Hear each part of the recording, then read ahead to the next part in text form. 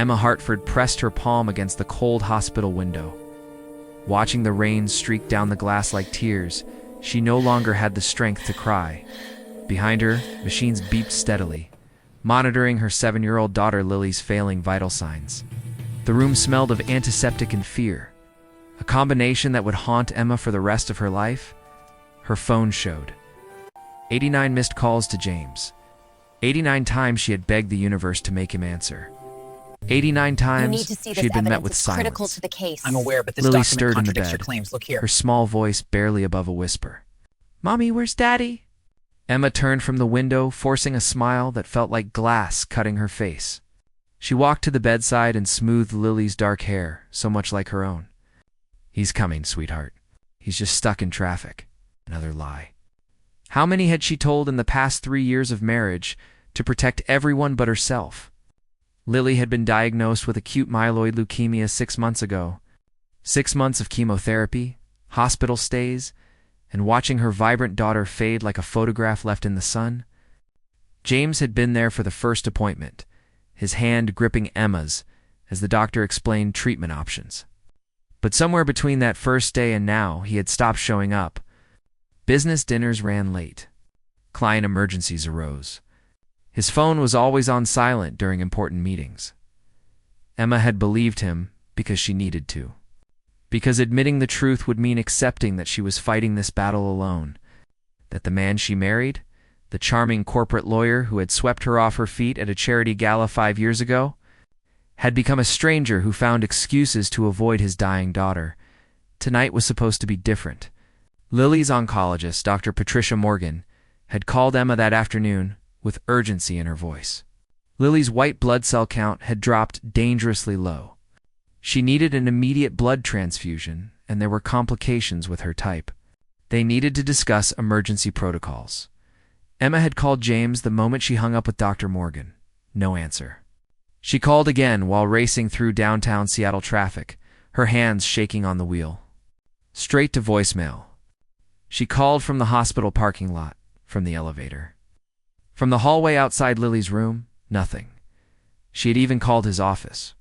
His assistant Rebecca had answered with that professional sympathy Emma had grown to hate. "Mrs. Hartford. Mr. Hartford left the office around 3. He mentioned he had an important meeting across town. I'm sure he'll call you back soon. It's an important meeting."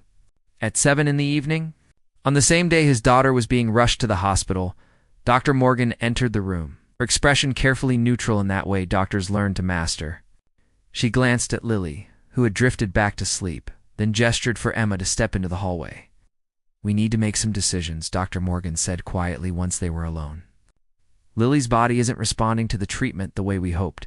Her organs are starting to show signs of stress. We can try an aggressive experimental protocol, but I need to be honest with you, Emma. The odds are not in our favor." Emma's knees weakened. She grabbed the wall for support. "What are the odds?" 20% survival rate.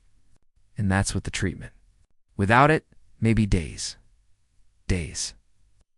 The word felt foreign in Emma's mouth. Dr. Morgan placed a gentle hand on Emma's shoulder. "I need consent from both parents to proceed with the experimental treatment. Hospital policy. Where is your husband?" Emma looked down at her phone. 90 calls now? She had tried again while talking to the doctor, an automatic response like breathing. "I don't know, Emma. I need you to find him. We're running out of time." Back in Lily's room, Emma tried a different approach. She called Nicole Chen, her best friend since college, the woman who had introduced her to James at that fateful charity gala. Nicole was a real estate agent who worked flexible hours. If anyone could track down James, it would be her. Nicole answered on the second ring, but her voice sounded strange, breathless. "This isn't really a good time, Lily's dying." Emma didn't mean to say it so bluntly, but she had no energy left for softening blows. "I need you to help me find James. He's not answering his phone." Pause, too long. Emma heard something in the background. Music. A man's laugh. "Nicole?" "I'm sorry, Emma. I can't help you right now. I have someone here." The line went dead. Emma stared at her phone, confusion cutting through the fear. Nicole had never refused her. Not once in 15 years of friendship. Nicole had been her maid of honor, Lily's godmother. She had been at the hospital for every major appointment, bringing coffee and magazines and hopeful smiles. Something cold settled in Emma's stomach, an intuition she had been ignoring for months. The way Nicole always knew when James was traveling for work, the expensive bracelet Nicole had worn to lunch last month, identical to one Emma had seen charged to James's credit card. The perfume Emma sometimes smelled on James's shirts, floral and expensive, the same scent Nicole wore. No, she pushed the thought away. Not now. Not when Lily needed her focused. But the pieces kept falling into place with horrible clarity. The Tuesday night poker games that James never wanted to talk about. The weekend conference in Vancouver that Nicole had also mysteriously traveled to for a property viewing. The way James's voice softened when Nicole's name came up. While his tone stayed flat when speaking to Emma, Emma tried James again. This time, when it went to voicemail, she didn't leave a message. Instead, she opened the Find My Phone app they had installed years ago for safety. James had never turned off his location sharing. The blue dot pulsed on her screen. Downtown Seattle, an address she recognized. The luxury apartment building where Nicole had upgraded 6 months ago, claiming she had landed a massive commission. Emma's vision blurred. She gripped Lily's bed rail to stay upright. Her husband wasn't in a meeting. He wasn't stuck in traffic. He was 3 miles away, in another woman's bed. While their daughter fought for her life, the machines around Lily started beeping faster, more insistent. Dr. Morgan rushed back in with 2 nurses. Emma, we need that consent form now. Her blood pressure is dropping. Emma signed the papers with shaking hands. She stood in the corner while the medical team worked, inserting new IVs, adjusting medications, speaking in urgent medical shorthand she didn't understand. When they finally stabilized Lily, Dr. Morgan turned to Emma. She's holding on, but barely. You need to prepare yourself, and you need to get your husband here. She keeps asking for him. Emma nodded mechanically. She walked back to the window and dialed one more time. This time, she let it ring, and ring, and ring. On the 15th ring, James finally answered. Emma, this really isn't a good time. His voice was irritated, like she was a telemarketer interrupting dinner. Lily is dying. Emma kept her voice steady, cold. The doctors say she has hours, maybe a day. They need you here to sign consent for treatment. Silence. Then, unbelievably, she heard a woman giggle in the background. Nicole's giggle. The same one Emma had heard countless times over wine and gossip and shared secrets. I'll be there in the morning, James said. It's late, and I'm in the middle of something important. Emma looked at her daughter. Small and fragile in the hospital bed, tubes running from her arms, her skin paper white. She's asking for you, Emma whispered. Tomorrow. Stop being so dramatic. Lily's been sick for months. One more night won't make a difference. He hung up. Emma stood there, phone pressed to her ear, listening to the dial tone. Something inside her chest cracked open, not with sadness, but with a clarity so sharp it felt like swallowing glass. She walked to Lily's bedside, took her daughter's small hand. Lily's eyes fluttered open. Did you find Daddy? He's coming, baby. He loves you so much. Lily smiled weakly. Tell him I drew him another picture, the one with all of us at the beach. I will. But even as Emma made the promise, she knew. She knew with absolute certainty that James would not come tonight. He would not come in the morning. He would arrive with flowers and apologies, only after it was too late to matter. And she knew something else, something that would change everything. She was done protecting him, done lying for him, done being the wife who smiled through neglect and made excuses for absence. When this was over, when she had fought this battle with or without him, there would be a reckoning. Emma Hartford pulled out her phone and opened her email. She found the message from 6 months ago that she had ignored.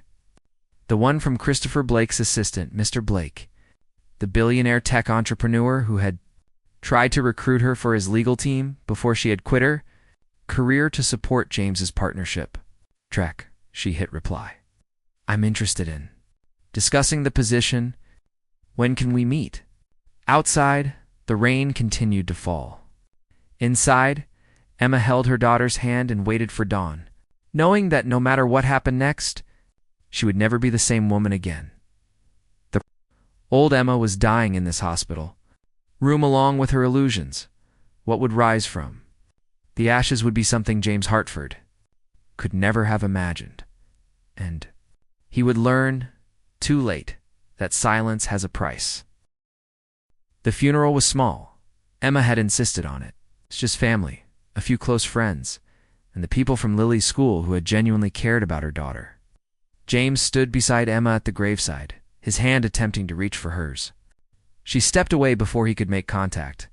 Nicole had the audacity to attend. She wore black Chanel, pearls at her throat, sunglasses covering eyes that Emma suspected held no real tears. She stood at the back, maintaining distance, but Emma felt her presence like a knife between her shoulder blades. James had arrived at the hospital 20 minutes after Lily died. 20 minutes too late to say goodbye, too late to hold her hand, too late to tell her he loved her one last time.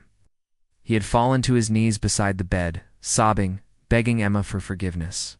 She had looked at him with eyes that felt like stones and said nothing at all. Silence, she discovered, was the most devastating response of all. After the service, after the mourners dispersed with their platitudes and casseroles, Emma went home, to the sprawling house in Madison Park that suddenly felt like a mausoleum. James followed her inside, his face haggard. "Emma, we need to talk." She turned to face him in the marble foyer, this man she had loved enough to abandon her career for, to build a life around. He looked smaller now, diminished. "There's nothing to say. I know I made mistakes. I know I should have been there. But I'm here now. We can get through this together." Emma laughed, a sound like breaking glass. "Together, James. Where were you when our daughter was dying?" "Now I know exactly where you were. I saw the location on your phone. I know about Nicole." His face went pale. "Emma, I can explain. I don't want explanations. I want you out of this house by tomorrow. My lawyer will be in touch." "Your lawyer?" His shock was almost comical. "Emma, you don't have a lawyer. You haven't worked in 3 years. She smiled, cold and sharp. "I do now. Rebecca Chen, from Whitmore and Associates. Divorce and family law specialist. She's very thorough. She's already filed the paperwork." James's face shifted from shock to anger. "You can't just throw away 8 years of marriage. You already did that. I'm just making it official." She walked past him up the stairs to the bedroom they had once shared. She had already packed his things into suitcases that now sat in the hallway. He followed her, desperation replacing anger. "Emma, please. I made a mistake. Nicole means nothing to me. It was just stress. Just a stupid affair that got out of hand." Emma pulled out her phone and showed him the screen. Emails, text messages, bank statements showing a luxury apartment lease in Nicole's name paid from their joint account, jewelry purchases, weekend getaways, evidence of a relationship that had been going on for over a year. "Your assistant was very helpful once I explained the situation," Emma said calmly. "Rebecca from your office? Not my lawyer. Different Rebecca." She never liked Nicole. She kept copies of everything. James's face crumbled. "What do you want?" "I want you gone. I want 50% of everything we built, though we both know I sacrificed more. And I want you to know that you killed our daughter as surely as the cancer did. She died asking for you, and you were too busy with your mistress to answer the phone." She watched the words hit him like physical blows. Good. She wanted him to hurt the way she hurt. Wanted him to carry that guilt for the rest of his life? Now get out of my house. 3 weeks later, Emma sat across from Christopher Blake in his downtown Seattle office. Floor-to-ceiling windows overlooked Elliott Bay, the water gray and choppy under autumn clouds. Christopher was 42, silver threaded through dark hair, sharp features softened by genuine warmth in his eyes. "I was sorry to hear about your daughter," he said quietly. "Can't imagine what you're going through." "Thank you, Emma," kept her voice steady. She had cried enough. Now was the time for action. Christopher slid a contract across his desk. "This is the position I offered you before. General Counsel for Blake Technologies. It's still yours if you want it. But Emma, I'm going to be honest. You've been out of practice for 3 years? This is a demanding role. Are you sure you're ready? Emma met his eyes without flinching. I graduated top of my class from Columbia Law. I made partner at Jameson Ross before I was 30. I gave up my career to support my husband's ambitions and to care for my sick daughter. Now I have neither. What I have is talent, determination, and absolutely nothing left to lose. So yes, Mr. Blake, I'm ready. A slow smile spread across Christopher's face. And welcome to Blake Technologies. Please, call me Christopher. Emma threw herself into work with an intensity that bordered on obsession. She arrived at the office at 6 in the morning and left at midnight. She reviewed contracts, negotiated deals, restructured the legal department with ruthless efficiency. Within 3 months, she had saved the company $40 million in a patent dispute and secured partnerships with 2 Fortune 500 companies. Christopher watched her transformation with something that looked like admiration. He started staying late to work alongside her, bringing coffee and Chinese takeout to her office. Their conversations shifted from business to personal. He told her about his own divorce 5 years ago, the loneliness of building an empire with no one to share it with. Emma found herself looking forward to their late-night strategy sessions. The way his mind worked in patterns similar to hers, the respect he showed for her opinions. He never pushed, never crossed lines. But the connection between them grew stronger with each passing week. 6 months after Lily's death, Emma's divorce was finalized. She walked out of the courthouse with Rebecca Chen, her lawyer, who handed her a folder thick with documents. "You got everything you asked for," Rebecca said with satisfaction. "Yeah, the house, half his retirement accounts, alimony for 3 years. And James's law firm is under investigation by the state bar." Emma raised an eyebrow. "Investigation?" Rebecca's smile was sharp. "Turns out he was billing personal expenses to client accounts. That apartment he rented for Nicole, charged to a corporate client. The jewelry? Same thing." His assistant, Rebecca, provided all the documentation. She was tired of covering for him. What will happen to him? Disbarment, most likely. Maybe criminal charges. He's looking at losing everything. Emma should have felt triumphant. Instead, she felt empty. Revenge didn't bring Lily back. It didn't erase the pain. Just left her standing in the aftermath, still alone. That night, Christopher invited her to dinner. Not a business dinner, he clarified. Just dinner. Emma hesitated, then agreed. They went to a small Italian restaurant on Capitol Hill. It's a kind of place with checkered tablecloths and candles and wine bottles. Christopher ordered wine and asked Emma about her life before James, before law school, before everything. She found herself talking about growing up in Portland, her father's bookstore, her mother's love of classical music, dreams she had forgotten about, the novel she had always wanted to write, the trip to Italy she had never taken. "Why didn't you?" Christopher asked. "Life got in the way. Career, marriage, responsibilities." Then Lily got sick, and suddenly everything else seemed frivolous. And now? Emma looked down at her wine glass. "Oh, I don't know who I am anymore. I was a lawyer, then a wife, then a mother. I lost the first by choice, the second by necessity, and the third by fate. I'm building this new life, this new career. But sometimes I wake up and don't recognize the person in the mirror." Christopher reached across the table and took her hand.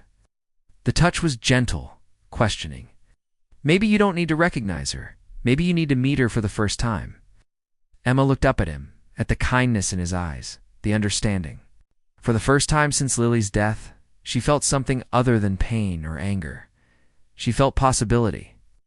"I'm not ready for this," she said honestly. "I know. I'm not asking you to be. I'm just asking you to have dinner with me. As many dinners as it takes until you remember how to smile again." Emma felt her eyes sting with tears. "Why? Why would you wait for someone so broken?" "Because you're not broken, Emma. You're rebuilding. And I happen to think the person you're becoming is extraordinary." Over the next 6 months, Emma and Christopher grew closer. He never rushed her, never demanded more than she could give. They went to concerts and art galleries. They took weekend trips to Vancouver and Portland. He made her laugh again, something she thought she had forgotten how to do. And slowly, carefully, Emma began to heal. She started therapy to process her grief. She joined a support group for parents who had lost children. She visited Lily's grave every Sunday with fresh flowers and talked to her daughter about everything happening in her life. At work, Emma flourished. Christopher promoted her to chief operating officer, putting her second in command of a billion-dollar company. She earned the respect of the board, the loyalty of the employees, and a reputation as one of the most formidable executives in Seattle. James, meanwhile, spiraled. The bar investigation resulted in a 3-year suspension of his license.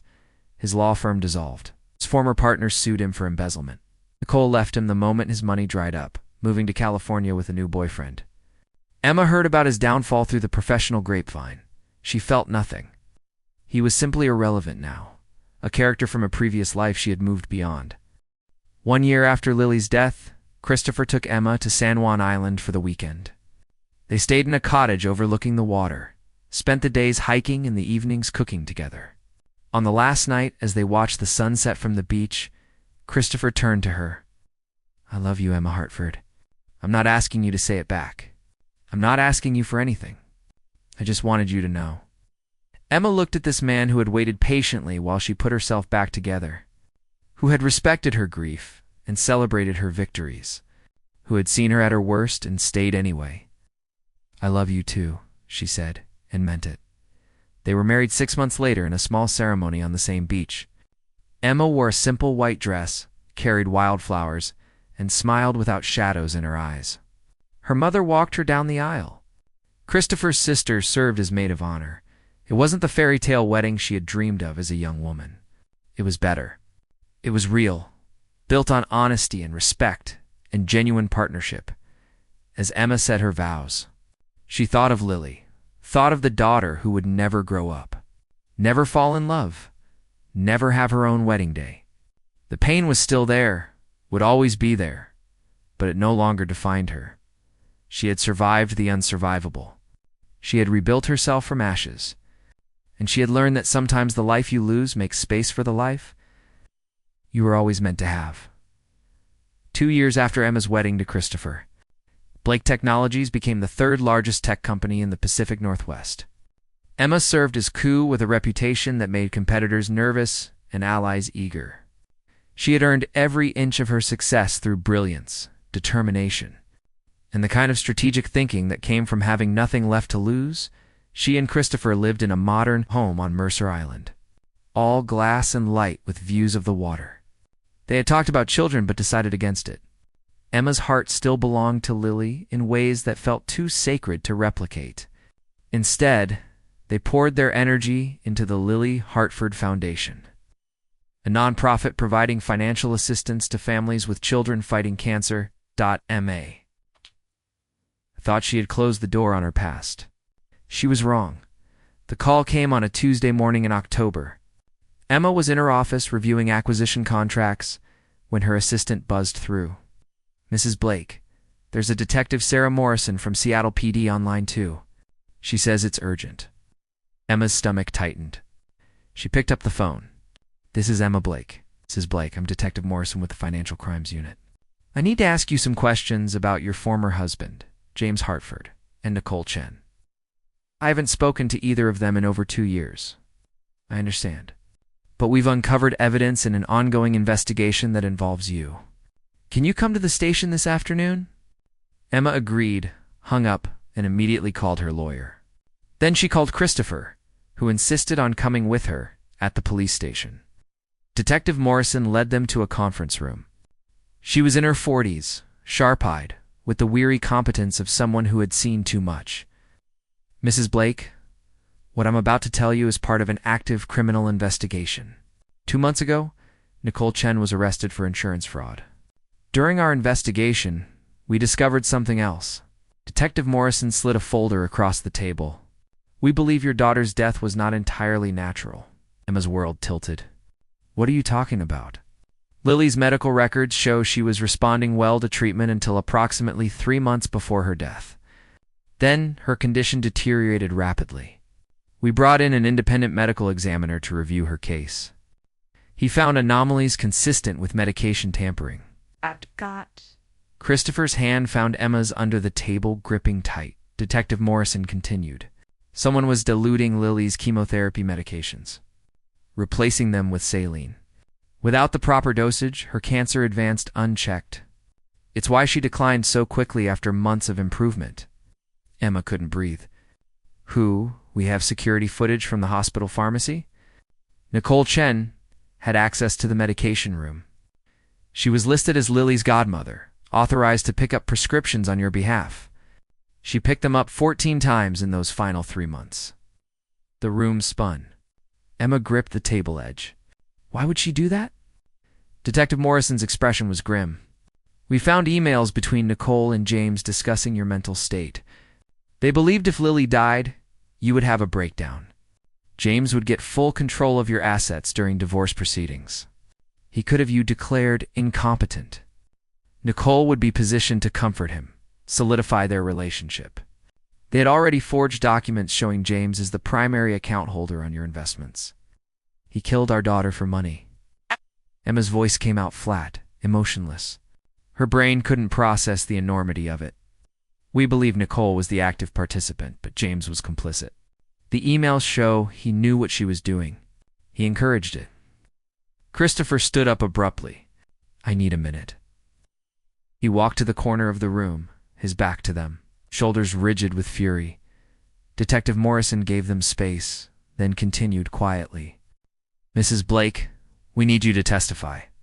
Nicole is already in custody, but we need to build a case against James Hartford. Your testimony about his behavior during Lily's illness, his relationship with Nicole, the financial manipulation, all of it strengthens our case for conspiracy to commit murder. Emma looked up, and Detective Morrison flinched at what she saw in Emma's eyes. When do we start? The trial began 8 months later. The media descended like vultures. Former wife testifies against ex-husband in daughter's murder. Corporate lawyer accused of killing sick child for inheritance. The headlines were brutal, salacious, and inescapable. Emma testified for 3 days. She walked the jury through her marriage, through Lily's illness, through the 89 phone calls James ignored while their daughter died. She identified emails, bank records, text messages. She remained composed while prosecutors showed photos of Lily, while they detailed how a 7-year-old girl's medication had been systematically poisoned by people. She trusted James sat at the defense table looking like a ghost. He had lost weight, aged a decade.